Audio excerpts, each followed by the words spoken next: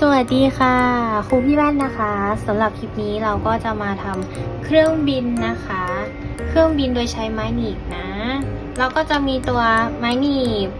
แล้วก็ดินสอกรรไกรยางลบแล้วก็กาวนะคะ ในขั้นตอนการทำนะคะก็จะง่ายมากๆเลย ขั้นตอนแรกเลยก็คือเราต้องทำปีกนะคะ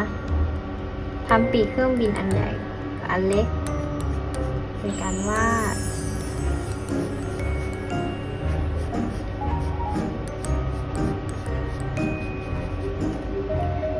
ทีนี้วาดเสร็จแล้วเราก็จะทำการพับนะ อันนี้ก็จะทำแบบง่ายๆนะคะ แล้วก็ตัด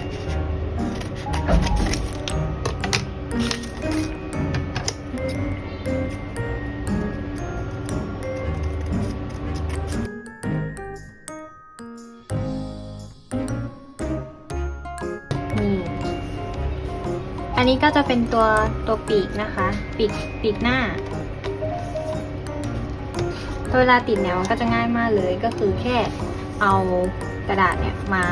แปะรองกันแบบนี้ แล้วก็เดี๋ยวจะใช้กาวเนี่ยติดนะ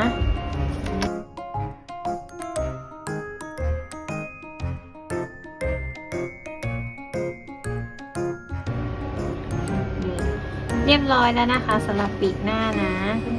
ทีนี้ปีกหลังเนี่ยเราอาจจะใช้อีกสีหนึ่งก็ได้นะคะเอากระดาษที่ไม่ใช้แล้วเนี่ยมาทำได้นะอันนี้แข็งแล้ว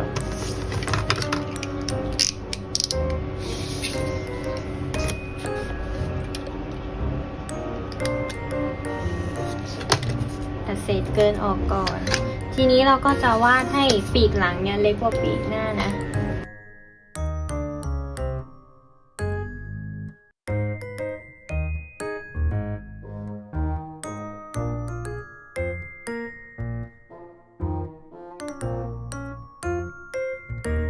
นี่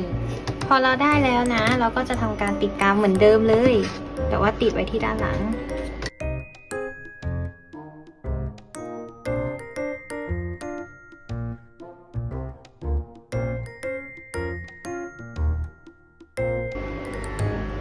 เรียบร้อยแล้วนะคะสำหรับเครื่องบิน